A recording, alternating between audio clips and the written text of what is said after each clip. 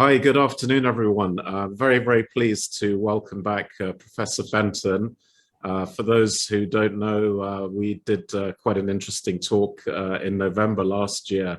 We're going to continue that today about all-cause mortality. And I would say Professor Fenton has been a bit of a hero in identifying that as the most important metric, and also an amazing amount of analysis has been carried out with his colleagues, and we're going to look at some of that today.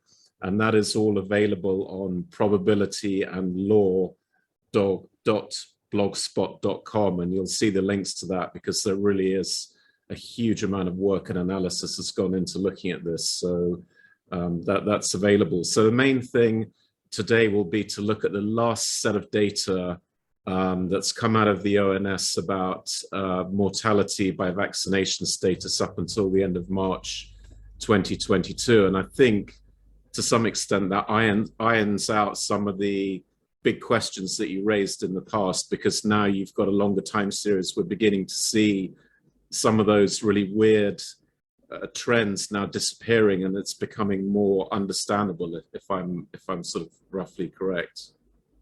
Yes, it is, although there is the caveat, which we'll no doubt discuss, that I don't have a lot of trust in the reliability of the ONS data, that we stopped doing our detailed analysis of it around about February, March. Yeah. So shall we go to the slide, which is, I think, number 3, which is the one slide from your January analysis. And I think that really highlights, the big questions that you had, again, without going into all of them, because it's such a thorough document, just the big picture question marks. And that's the sort of dosage of vaccine compared to the mortality in the unvaccinated and the one dose vaccinated. Yeah. So this is actually a very good summary in the sense that it kind of exposes the issues that we raised about the reliability of the ONS data, because it suggests, for reasons which I'll explain, that there's a lot of miscategorization going on, which is leading to very strange results. So the first thing to note here is that this is the non-COVID mortality data for just one age group, the age group 60 to 69. But the patterns that we're seeing here, which I'll pick out, are exactly the same in all of the other individual age groups when you look at those individually. So what I'm explaining here is happens elsewhere.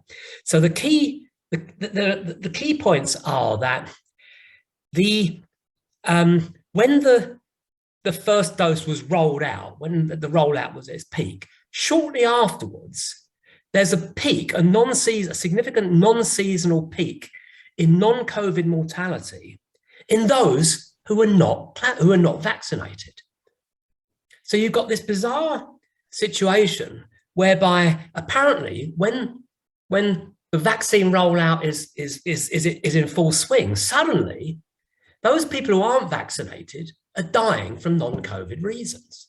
Okay, and then in fact you see a similar thing with when the second dose is rolled out. When the second dose is rolled out, peak, shortly afterwards, exactly the same happens. You get this peak in non-COVID mortality of those who've only had the first dose. And of course, there are, so there are what are the possible explanations for this? Well, on the one hand, the one that we said is the most realistic, and we went through a lot of analysis explaining this, is that it's a simple case. You will always get this kind of weird set of observations if those people who die shortly after a vaccination, whether it's the first dose or the second dose, are wrongly being misclassified as either unvaccinated with the first dose or just a single dose if it was the second dose. So if someone dies, particularly within the first 2 weeks of vaccination, right, you're going to get that miscategorization, which is why you see that those peaks. You've simply got this miscategorization problem. Now, the ONS, when we presented this, the ONS said, well, they and a couple of other people said, well, actually, there's an alternative explanation. And the alternative explanation, they said, was what's called the healthy vaccinee effect, or equivalently, the moribund unvaccinated effect. And with this hypothesis, it's assumed that people who are close to death anyway, who are sort of reckoned to be going to die in the next few weeks, don't get the vaccination. So that peak after of non-vaccinated people after the first dose from non-COVID is because those people were going to die of cancer or whatever anyway shortly, and therefore there was no point in giving them the vax. Now, there are a number of obvious reasons why this is flawed, both theoretical and empirical, right? So theoretically, we looked at historical mortality rates adjusted by season, and we showed it was actually impossible still, if that was the case, to get that type of pattern just at that, as it's shown in that graph. So theoretically, it doesn't make sense, but empirically, it certainly doesn't make sense. For a start, the NHS guidelines were absolutely clear. In fact, the ONS admit it in the document where they even claimed this hypothesis. The guidelines explicitly stated that in each case, for each dose, there was explicit prioritization for those people most at risk, and that included people, with lots of comorbidities, including close to death. And we've got real world clinical evidence of this from experience of our clinician colleagues in care homes, where it was certainly the case that even those who were known to be close to death, they were certainly given the vaccine and prioritized for it. Because after all, if we believe everything that's said about both the vaccine and COVID, it would have been much better for them to at least die a comfortable death, not with the horrible symptoms and illness of COVID. So at least the idea was it would avoid them, having that additional burden in their final days. So we know that healthy vaccinee effect is just not right. But let's just suppose that the ONS claim really is correct, right? That there really is this healthy vaccinee effect. And what that means is that there's systematic bias in the data, which favors a higher mortality rate in the unvaccinated. And if that's the case, then they would need to adjust for that to properly compare the mortality rates of the vaccinated and the unvaccinated. And in fact, it turns out that doing such an adjustment is exactly what we did in that paper, but adjusted for the misclassification. You end up with the same results. Now, they don't do that, right? And if you don't do that, it means all of your results that you're claiming about safety and efficacy are biased, right? They're biased in favor of the vaccine, right? But when you do the adjustment, right, what you end up is, you don't see any decrease in all-cause mortality amongst the vaccinated compared to the unvaccinated, which is what is expected. You're expected to see if COVID is as deadly as claimed. There's just one more point I'll make about this, right, is that we did actually publish a subsequent paper which provided hard evidence that not only was there this misclassification of deaths, whereby the vaccinated, those who died shortly after vaccination, were classified as unvaccinated, but we found that there were thousands of completely missing deaths from the data of those who died shortly after vaccinations. It wasn't they were put in the wrong category; they just weren't there. They just weren't there in the data, and that's why at that point we called for the ONS to withdraw any previous statements, claims they'd made about.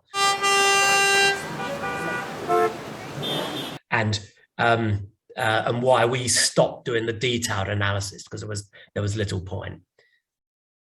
Yeah, and I think that those concerns are still there, basically. So as we flip now to the new data up to March, yep, it's worth pointing out that those questions are still outstanding, but in many ways the data to March has kind of neutralized, I think, some of those issues, because now, I mean, the way I read this chart, and it's quite difficult to see with all the different lines, but they themselves now are admitting in this chart that the age standardized COVID mortality is lower. Yeah, because this is just COVID mortality, right? Yeah, this is just COVID on that one. But it's already in this chart, zooming in, you can see by around January 2022, the level is lower for the unvaccinated than the single, certainly for the single dose vaccinated. And that already is now unraveling one of their major points. Is that? Yeah, exactly. And yet again, the only one where you see the lower rate is on the third dose, but then you've got the same, because that was more recent, you've got that same problem there with the potential misclassification for that. So the others, you haven't got that misclassification problem, and you're seeing, as you say, the unvaccinated, it's lower than the 1, the 2 dose, isn't it? Yeah, and that's just COVID, and that's before, and we'll add in now the non-COVID to get to all cause.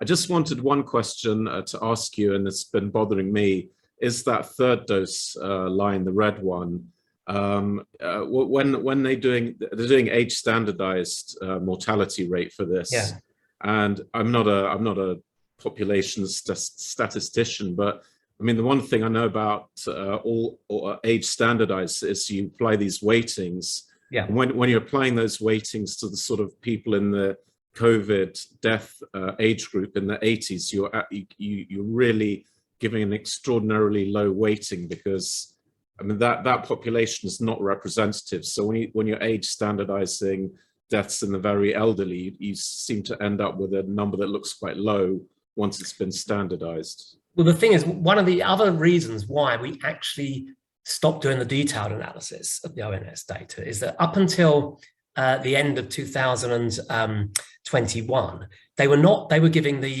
raw data. I mean, initially they didn't give enough raw data, and certainly not within different age categories. And we requested they give more, and they did give some more. It wasn't perfect. They didn't give any detailed age categorized data in the lower age groups, like below 60, but in the upper age groups they did, and they gave the raw data, not the age standardized one, so we could do a proper analysis. The problem is that I don't like the age standardized mortality rate, because it is effectively it's a modeling exercise based on certain assumptions about what the true distribution of the population is, and you do indeed get these biases when you're comparing when you're looking at it restricted to a disease, which disproportionately affects, the older rather than younger. So I just, and also it's okay. We want to see the raw data. We want to do our own, trusting their definition of age states and calculations of age standardized mortality rate simply means they're hiding the raw data. Yeah. So Okay. So but let's now, I mean, that's a major leg of their argument for me has gone, but let's look at, let's go to maybe this one. I think it's number 6, which is this is the bar chart of the age standardized mortality rate for, I think this is, let me get this right. This is non-COVID, and this is January 2022. And the reason I put this up is because it illustrates, what I think many have been saying, and you've been saying all along, that the rates, the ONS will talk about the unvaccinated and the fully vaccinated, whatever definition that happens to be at the time, and they will sort of airbrush out all the bits in the middle. And I think this chart really shows, the rate of non-COVID deaths in what's now called partially vaccinated is very high compared to both the unvaccinated and the boosted. Now this is the booster guys, so the fully vaccinated, and everyone else is partially. And all I did was I took the weighted average of all of those different levels, and you end up roughly about the same between the unvaccinated and the vaccinated if you use a single blended number for all types of vaccinated. That's a familiar pattern, I guess. Of course, that's that, and you see that. I mean, that's a 60 to 69 age group, but And I also chose that. I did cherry pick this data, obviously, to illustrate the point. So there's different levels in every month. it's also worth saying that this is a huge data set. I looked through bits of it, but it's 9 tables of thousands of rows per table. So I have picked out the data that really sort of illustrates the point. But I think maybe the next one is really the big one. That's the all cause for March 2020, and I put it on a log scale so you can see them all in one kind of chart. Because, but maybe this one is the one really to talk about. You know, what does it show and what it does. Yeah. So the key thing here, I mean, this is interesting because, of course, this could be, you know, interpreted sort of 2 ways. On the one hand, we've got the vaccinated in the younger age group, the below 50 age groups, right? The all-cause mortality is slightly higher in the vaccinated groups, right? It's also the case in the very old, the 90 plus. Yeah. Right. Now, let's say it could be argued that, well, actually, this isn't such a bad thing. I'm just sort of playing let's say, the argument of somebody who wants to support this as showing evidence.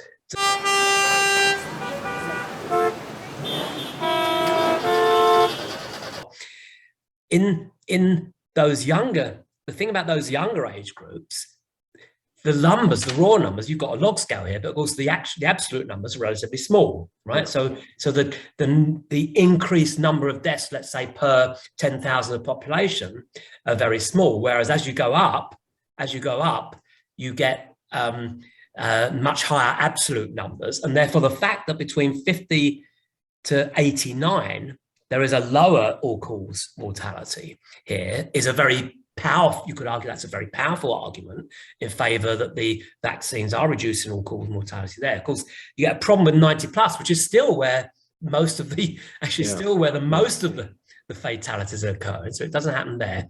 However, I want to say something else about this, right? Because this is using the ONS, the ONS data on number of vaccinated, isn't it? Their estimate. Yes, exactly. So there's a crucial thing here.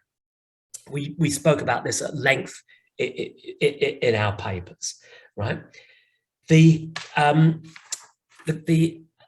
ONS base their estimates on a subset of the UK, on the England population, right? It's a subset of 39 million people, which is, and to be in that 39 million, you had to have been alive, born at the time of the 2011 census. So you've got to be at least 11 or whatever, 10 now, whatever now. And you've got to have been registered with a GP in 2019, okay? And we have, again, strong evidence. We produced the evidence. It's quite widely available. Why that we believe that underestimates the proportion of people who are unvaccinated. Okay, and in fact, have you got? I think later you look at. We can put the chart up. Very different. Yeah, and so it's very different. For example, from the NIMS. So the NIMS data is only based on the people who are like registered with a GP at Turnpine, nothing to do with the census. It's a much bigger database, and with theirs you get a much higher proportion in each age group estimated of those who are unvaccinated. As soon as you change those denominators, all of these things flip dramatically. Yeah. I think that's such a key illustration, as you said, of the assumptions used. The difference is staggering between the two data sets. So, but still with this thing, even taking into account that the ONS data has probably massively underreported the unvaccinated, which is therefore pushing up the incidence rate massively in the unvaccinated. Even with that, you still have a higher all-cause mortality in those age groups. So even with that, and even with all of the the miscategorization issues, which are still going on here. Yeah. And it's difficult to do the net. You can't do it from the chart, but there is, I think, a net comparison of this one's higher, that one's lower. Where are we on balance? But I'm just sort of thinking out loud, we're getting to a point where, you know, the balance has to be, this is roughly what we suggested last year, it's kind of zero on all-cause mortality. And I think those numbers on COVID alone, where even ONS now is agreeing that the mortality rate is lower in the unvaccinated, I mean, I think this is all adding up to, you know, what is this all about ultimately? With this number of doses and this amount of money. Yeah, exactly. Okay, so I think we can leave that. Maybe we'll wrap it up in the conclusions, so we'll move on to something that we won't put up onto YouTube.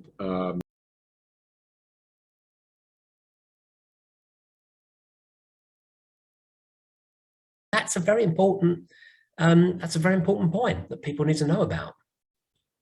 And how are the sort of the media or politicians, do they react to your findings? Do you? They completely ignore it, of course. Ignore it, yeah.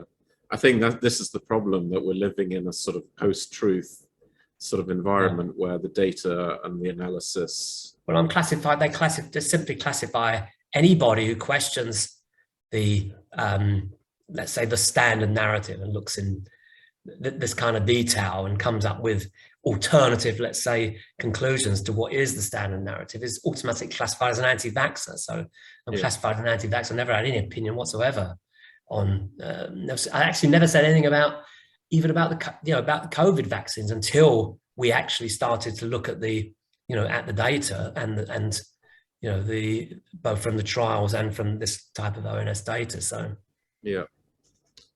Good. Well, that's very helpful. I think with all the links, that's been a huge contribution to understanding of what's going on. And hopefully at some point, the political class will wake up to the reality of the data. Let's hope so.